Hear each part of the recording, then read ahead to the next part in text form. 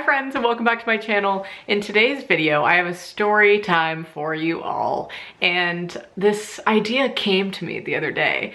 And I don't know how I thought of it or what I was even thinking about to get me on this topic, but I remember telling Finley, I was like, you know what I was thinking about last night?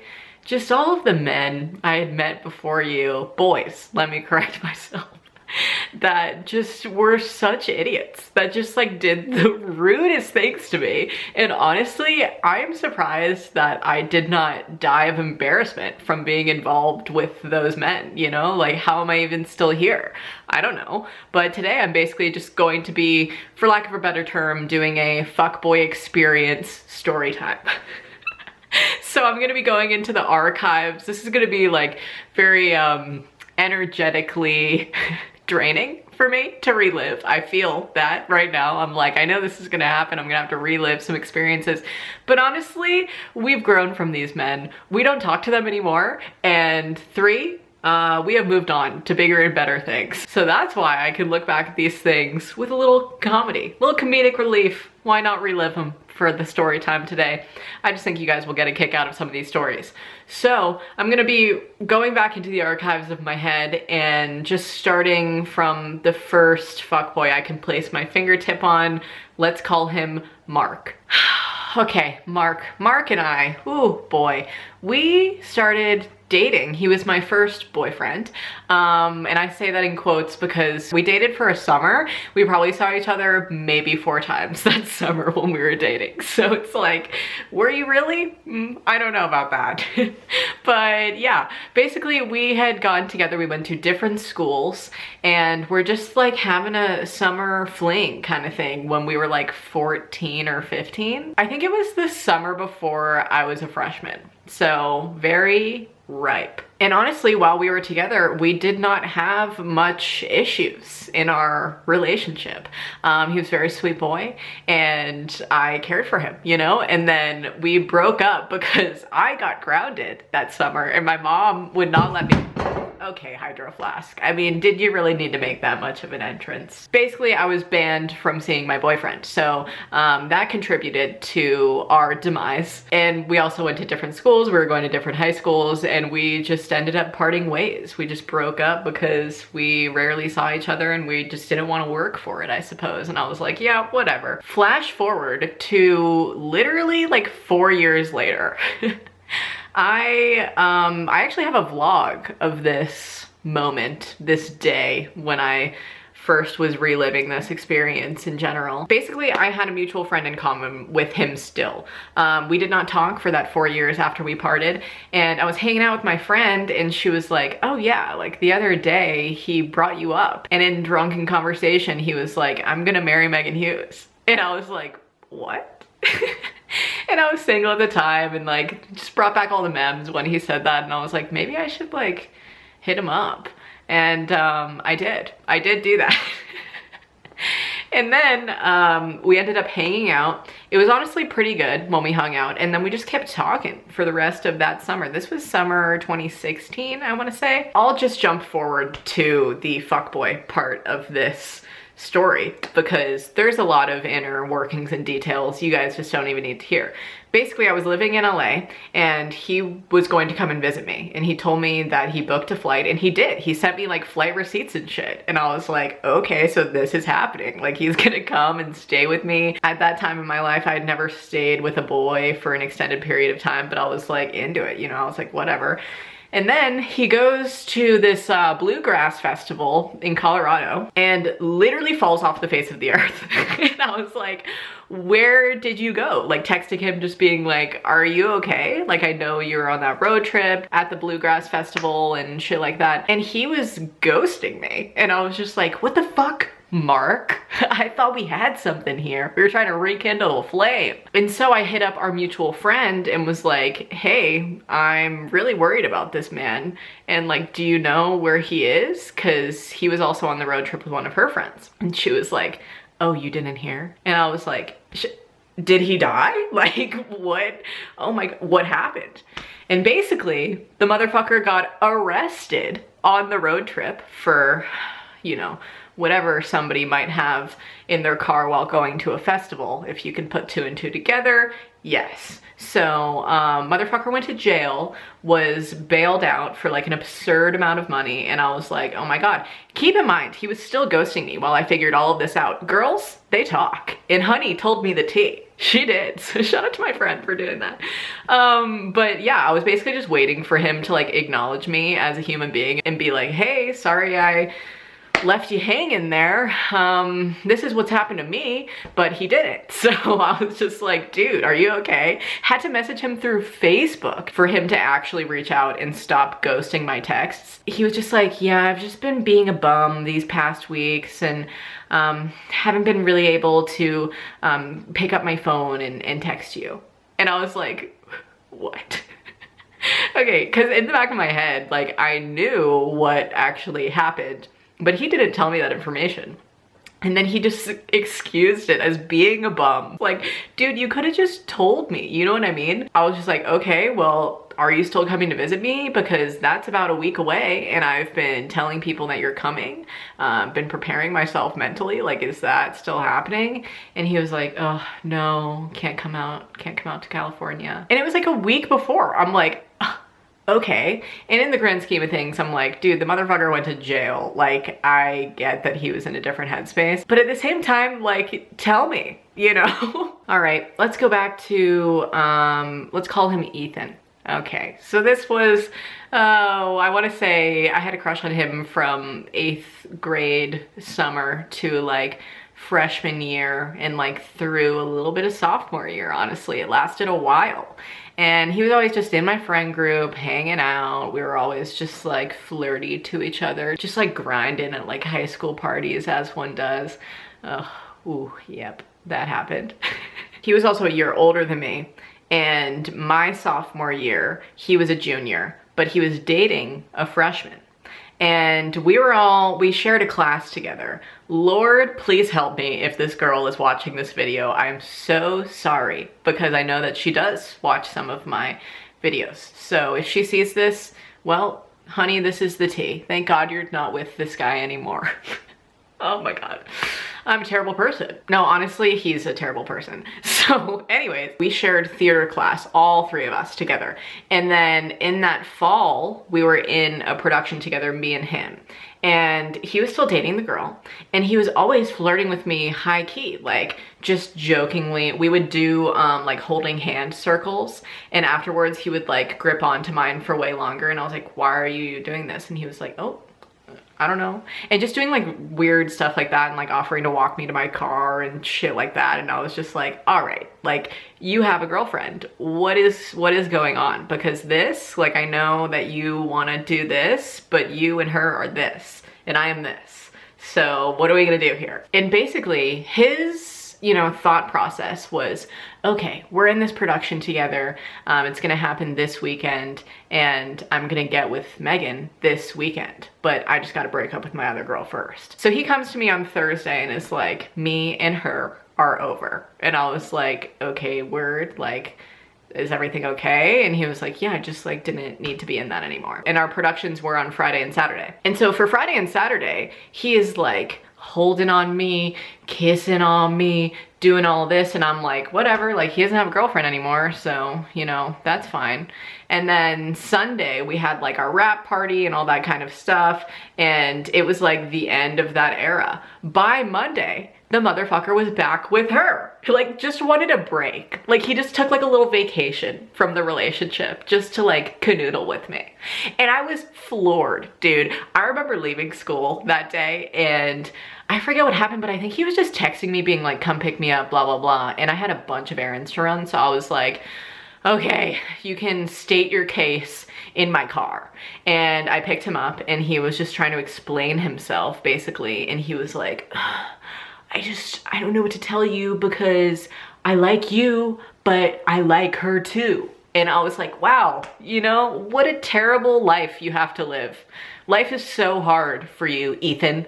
Why don't you just figure it out and get the fuck out of my car? And the entire time when he was in my car and actually like there, I wanted to open his passenger side door and push him out of the moving vehicle. I was like, please stop talking to me. None of this is even valid. Like, none of your points are valid. You're just a fucking idiot and you're a fuckboy and I need you to get out of my car.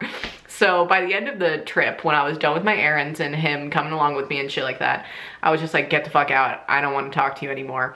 If you figure your shit out and you're like, yeah, I'm so sorry and you need to apologize to me, you can hit me up. But until then, fuck off. Honestly, where is he now? Like, I just don't even know. Also, once I moved to LA, he was the motherfucker texting me being like, I want to move out there too with you and like I can help you with your YouTube videos and like shoot them for you. And I was like, no, you will not be doing that. I don't want you out here and I don't want you to be involved in my life at all. What are you talking about? I remember just reading them with my friend and just cackling, being like, what is happening here? Okay, so that was another one. Also, in my high school times, there was a lot of them back at that time, honestly, too many to count. This was also during my sophomore year, sometime after the Ethan fiasco, or maybe before it, who knows? But we were never exclusive, me and that Ethan dude, so I was talking to another guy. He was a senior, and that is the same age as my sister. And for some reason, I was like embarrassed to be talking to an older guy. Like, I didn't want her to find out. I didn't really tell many of my friends. I was just keeping it on the DL because I didn't want people to think I was like that bitch, you know, who was like going for the older men. It's so funny that we do that. Like, he would be the one to be like, that guy's a little weird. Why isn't he going for girls in his own grade? That's the tea on that. But whatever, I was into it. We were talking for probably like 2 months. And when I say talking, like we were just kind of canoodling, hooking up here and there, making out, all that kind of stuff. Honestly, thank God I did not lose my virginity to that dude because he fucked me over. But basically, long story short, I did not tell my sister about this boy. And then they are at a party together, my sister and the boy I am talking to, and they hooked up. They hooked up that night. And then the next day she comes home and I was like, how was the party? You know, trying to just like figure out how her night was. And she was like, oh my God, it was so good. I hooked up with Randy. We're calling him Randy for the sake of this video.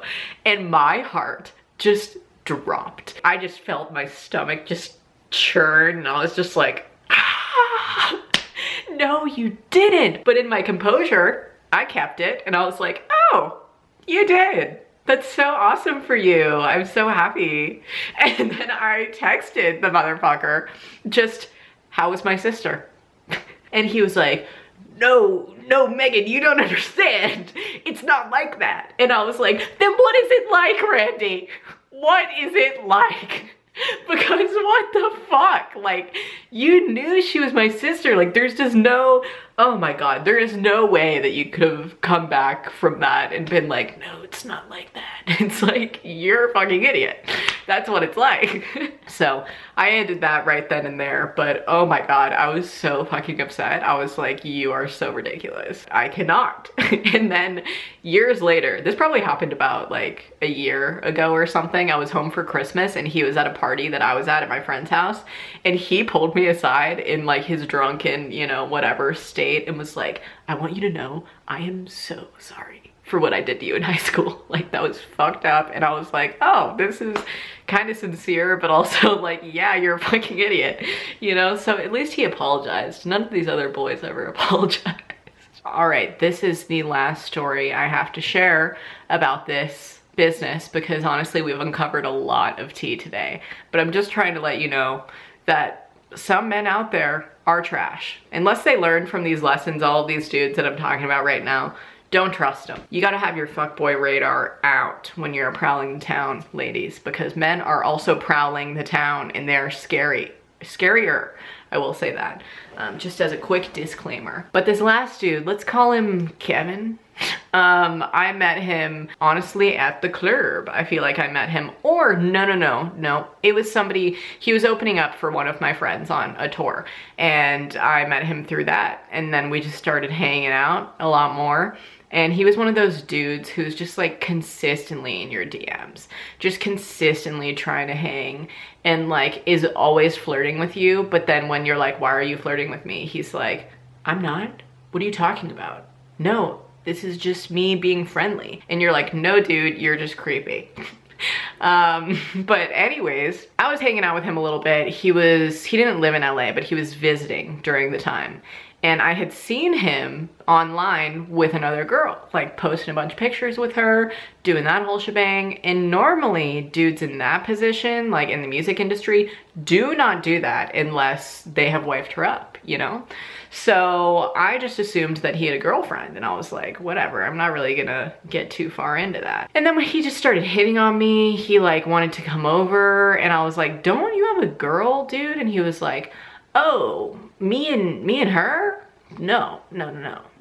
We are not dating, okay? We're just friends. And being the naive, whatever age I was, probably 19 maybe at the time, I was like, okay, I believe you. And so the dude comes over to my house, we're hanging out. He's being all flirty and touchy as he normally is. And when he was leaving and like going outside of the gate, I was like, all right, good night. And like leaned in for a goodbye kiss, because like that was the vibe I was picking up, you know, from the general evening. And we smooched, and then he was like slightly skittish afterwards. He was just like, I gotta go. And I was like, okay, like, is everything all right? And he was like, yeah, just like, I like you, but this other girl.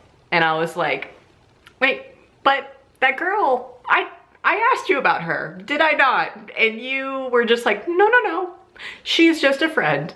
We are nothing. That is literally what he said. He was like, oh, me and her, we're nothing, just friends, you know? And this is the second time that shit has happened to me, so you would have thought that I would have learned my lesson. I did not.